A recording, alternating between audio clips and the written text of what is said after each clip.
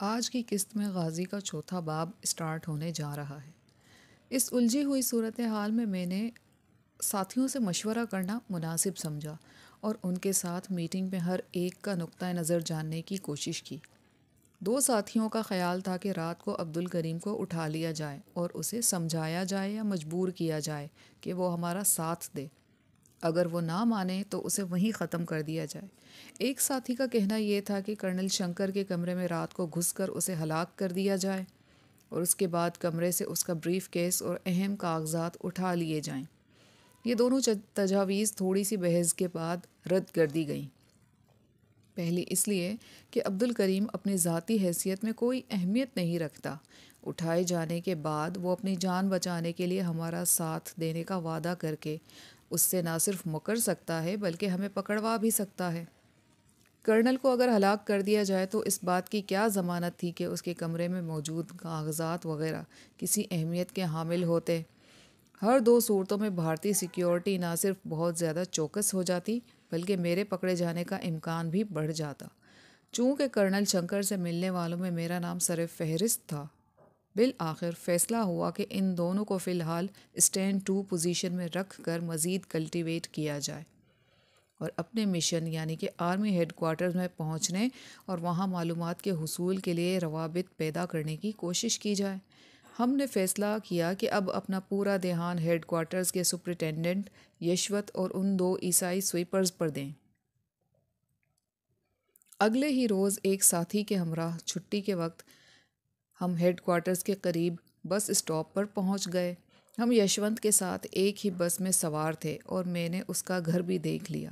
میں نے اپنے دو ساتھیوں کو دونوں صفائی والوں کے پیچھے لگا دیا تھا تاکہ ان سے واقفیت حاصل کریں اور اس طرح دفتر کے بعد ان کی سرگرمیوں کا نہ صرف پتہ چلائیں بلکہ اگر ضرورت پڑے تو ان میں شریک بھی ہوں۔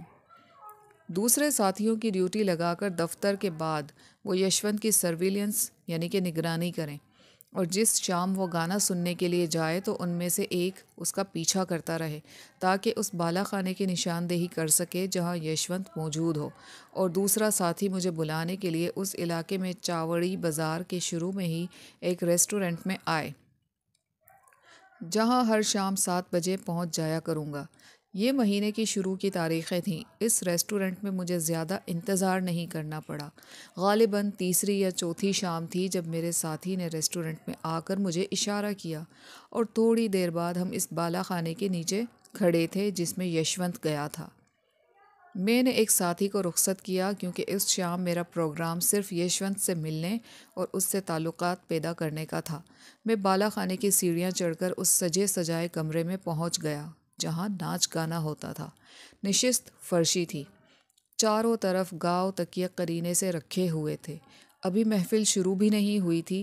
نائکا نے مجھے خوش آمدید کہا۔ میں یشونت کے ساتھ کی سیٹ پر بیٹھ گیا۔ چند منٹوں کے اندر مجھے ایک نقرئی تشتری میں چاندی کے ورق میں لپٹا پان پیش کیا گیا۔ میں نے پان اٹھا کر 20 روپے تشتری میں رکھ دیے۔ تھوڑی دیر بعد سازندے آ گئے اور اپنے ساز درست کرنے لگے۔ ابھی گانے کی تیاریاں ہو ہی رہی تھیں کہ یشونت اور 2-3 دوسرے لوگوں کے سامنے گلاس اور سوڈے کی بوتلیں آ گئیں۔ یشونت نے جیب سے شراب کا ادا نکالا۔ دوسرے گاہکوں کے لیے شراب کی بوتلیں نائکا کے پچھلے کمرے سے آ گئیں۔ بڑے مؤدب انداز میں نائکا نے مجھ سے پوچھا کہ میں کیا شوق کروں گا۔ ہمارے پاس آپ کی خدمت میں پیش کرنے کے لیے بڑھیا اسکاچ وسکی سے لے کر مقامی بنی ہوئی اعلیٰ شراب موجود ہے۔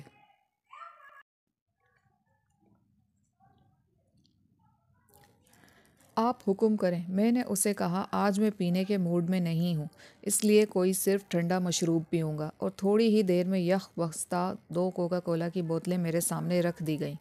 نائکا نے کہا حضور نے فرمایا تھا کہ آج پینے کا موڈ نہیں، اس کا مطلب یہ ہے کہ حضور پیتے ہیں۔ مجھے یقین ہے کہ حضور کا موڈ بن جائے گا، اس لیے جب چاہیں بلا جھجک طلب فرمائیں۔ محفل کا آغاز نیم کلاسیکی گانوں سے ہوا۔ یشونت اس دوران اپنے ادھے کا آدھا حصہ پی چکا تھا۔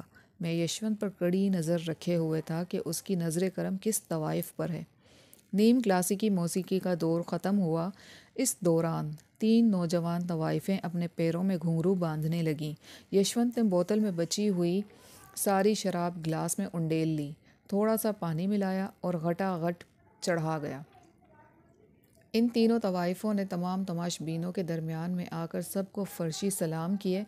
ابھی وہ طبلے اور دوسرے سازوں کے ساتھ اپنے قدم ملا ہی رہی تھیں کہ یشونت نے اپنی دوسری جیب سے ایک اور ادھا نکالا۔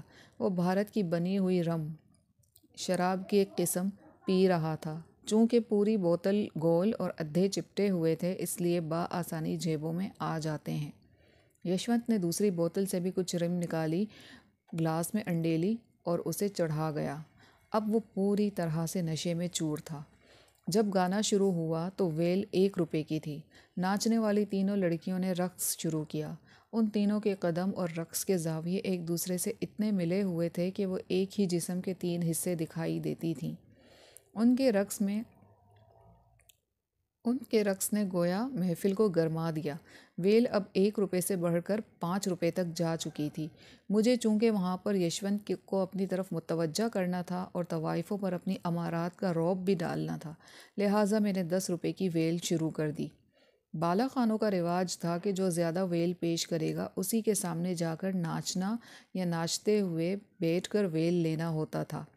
10 روپے کی ویل پر دوسرے تماش بین چونکہ چونک سے گئے اور روپے کے 10 نوٹوں کا پیکٹ بنا کر ویل دینی شروع کی، لیکن ویل دینے میں وقفہ بڑھا دیا۔ یہی وقت تھا جب مجھے first impression in the last impression کے مصادق اپنی امارات کا رعب جمانا تھا۔ میں نے ویل 20 روپے کی کر دی۔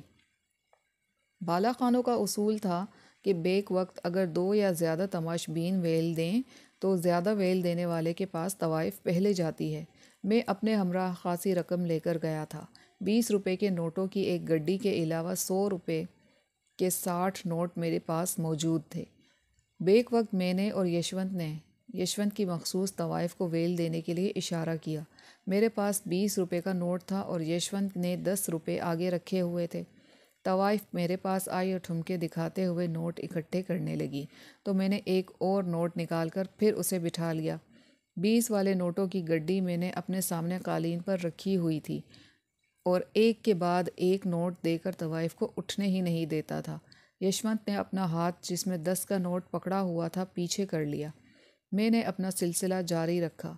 یشونت مایوس ہو کر اٹھنے لگا تو میں نے اس کا بازو پکڑتے ہوئے اسے بٹھایا اور کہا، یشونت بابو یہ کیا ہے؟ وہ ایک اجنبی کے منہ سے اپنا نام سن کر کچھ حیران سا ہوا۔ میں نے بے تکلفی سے اپنا ایک ہاتھ اس کی کمر میں ڈال کر اپنے نزدیک کر لیا اور دوسرے ہاتھ سے ویل پہلے یشونت کے سر پر اور پھر اس کے ماتھے اور گالوں پر رکھ کر دینی شروع کر دی۔ طوائف کا کیا تھا، اسے تو نوٹ اکٹھے کرنے تھے۔ وہ میری دی ہوئی ویلیں یشونت کے سر اور چہرے سے چٹکیاں بھر بھر کر اٹھا رہی تھی۔ شراب کے نشے میں مدہوش یشونت نے ایک بار مجھے رسمی طور پر روکنے کی کوشش کی، لیکن حسن و شباب کی گرمی، اتنی قربت اور محبوبہ کی اٹکلیاں اسے اتنی من بھائیں کہ اس نے ہتھیار پھینک دیے۔ اس دوران دوسری 2 طوائفیں مسلسل ناچ رہی تھیں اور بے دلی سے دوسرے تماش بینوں کی دی ہوئی ویلیں لے رہی تھی۔ کچھ تماش بین مقابلے کی سکت نہ ہونے کی وجہ سے اٹھ کر جا چکے تھے۔ سازندوں نے بھی اس دوران نئی دھن شروع کر دی تھی، لیکن میں نے یشونت کی محبوبہ کو اس کے سامنے سے اٹھنے نہ دیا۔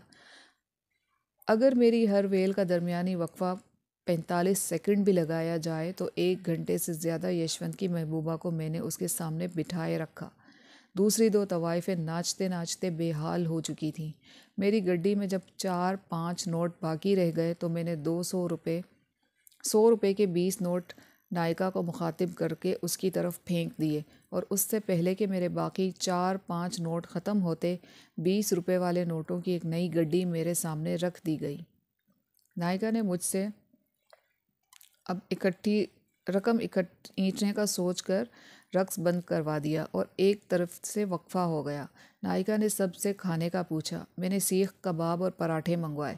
یشونت نے بھی کباب اور پراٹھے منگوائے۔ میں نے 1000 روپے نائکا کی طرف اچھالتے ہوئے کہا کہ میں، یشونت اور اس کی محبوبہ کھانا پچھلے کمرے میں اکٹھے کھائیں گے۔ نائکا نے سر ہلا کر حامی بھر لی۔ ہم تینوں نے پچھلے کمرے میں کھانا کھایا۔ کھانے کے بعد اب محفل کا دوسرا حصہ شروع ہونا تھا۔ یشونت اتنی زیادہ پی چکا تھا کہ لڑکھڑا کر کبھی ادھر گرتا کبھی ادھر گرتا۔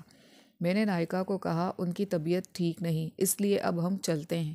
یہ کہتے ہوئے میں نے نائکا کو مزید 500 روپے دیے۔ یشونت کو سنبھالتے ہوئے نیچے لے آیا۔ میرا ساتھی ریسٹورنٹ میں میرا منتظر تھا۔ میں نے اسے ٹیکسی لانے کو کہا۔ جلد ہی ٹیکسی آ گئی۔ چاوڑی بازار کے پیچھے ہی 2 تنگ گلیوں میں جسم فروشی کا دھندا ہوتا تھا۔ میں نے وہاں ٹیکسی رکوا لی۔ یشونت تو ٹیکسی میں ہی خراٹے بھرنے لگ گیا تھا۔ میں اس گلی میں گیا۔ گلی میں داخلے کی جگہ پولیس کا ایک ہیڈ کانسٹیبل اور سپاہی کھڑے تھے۔ میں نے ان کی طلبی نگاہوں سے اندازہ لگا کر 50 روپے ہیڈ کانسٹیبل کی مٹھی میں تھما دیے اور اس نے ہنستے ہوئے مجھے آگے جانے کا گرین سگنل دے دیا۔ میں گلی کا ایک سرے سے دوسرے سرے تک جائزہ لے کر ایک نسبتاً جوان اور صاف ستھری عورت کے قریب گیا۔ چھوٹے موٹے غلیظ کمروں والی اس گلی میں 8-10 کمرے ہی کھلے تھے، باقی سب انگیجڈ تھے۔ میں نے اس عورت کے قریب جا کر کہا تو وہ فوراً بولی، 1 ٹائم کا 30 روپیہ۔ میں نے کہا 300 دوں گا، 1 گھنٹے میں واپس چھوڑ کر جاؤں گا۔ وہ کچھ سوچنے لگی۔ میں نے کہا اچھا 500 دوں گا۔ اس نے دلاور نام کے کسی آدمی کو بلایا اور اسے میری آفر بتائی۔ دلاورے نے پوچھا کہاں لے کر جانا ہے؟ میں نے کہا دریا گنج۔ اس نے کہا کوئی چکر ہے؟ میں نے جواب دیا ہاں، ایک ہندو جس نے کئی مسلمان لڑکیوں کو خراب کیا ہوا ہے، اسے رسوا کرنا ہے۔ اس نے پوچھا آپ مسلمان ہیں؟ میں نے کہا ہاں۔ اس نے کہا ثبوت؟ میں نے کہا آؤ کمرے میں ثبوت دکھاؤں۔ ثبوت دیکھنے کے بعد وہ مطمئن ہو گیا۔ اس نے کہا آپ بجائے ادھر ادھر کی باتیں کرنے کے سیدھی اور سچی بات کی ہے۔ آپ شکل سے بھی بھلے آدمی دکھائی دیتے ہیں۔ میں زری کو آپ کے ساتھ بھیج دیتا ہوں۔ 1 گھنٹے کے بجائے بے شک اسے صبح تک اپنے پاس رکھیں، لیکن اسے صحیح سلامت واپس چھوڑ کے جائیں، اور دوسری بات یہ کہ 1 سے زیادہ آدمی اس کے پاس نہ جائے۔ میں نے اسے کہا 1 بھی نہیں جائے گا، ہمیں صرف اس ہندو کو رسوا کرنا ہے اور بس۔ اس نے زری کو میرے ہمراہ جانے کا کہا اور خود کمرے کے اندر چلا گیا۔ زری 5-7 منٹ میں میک اپ درست کرنے کے بعد باہر آ گئی اور میں اسے لے کر گلی کے باہر آ گیا۔ ڈرائیور کے ساتھ اگلی سیٹ پر میں بیٹھ گیا اور پچھلی سیٹ پر یشونت، بیچ میں زری اور پھر میرا ساتھی بیٹھ گئے۔ ٹیکسی ڈرائیور سکھ تھا۔ میں نے اسے دریا گنج کی طرف جانے کا کہا۔ دریا گنج جاتے ہوئے قریب ½ میل تک کوئی آبادی نہ تھی، صرف درخت اور جھاڑیاں تھیں۔ میں نے ڈرائیور سے کہا کہ اس جگہ رک جائے۔ اپنے ساتھی کو میں نے سوئے ہوئے یشونت کا سہارا دے کر جھاڑیوں میں پیچھے لے جانے کا کہا اور زری کو ان کے پیچھے جانے کا کہا۔ ڈرائیور کو میں نے 100 کا نوٹ دیا اور کہا ٹیکسی کا بونٹ اٹھا کر یوں ظاہر کرے جیسے انجن میں کوئی خرابی ہو گئی ہو۔ ہم 15-20 منٹ میں واپس آتے ہیں۔ وہ ہنسنے لگ گیا اور کہا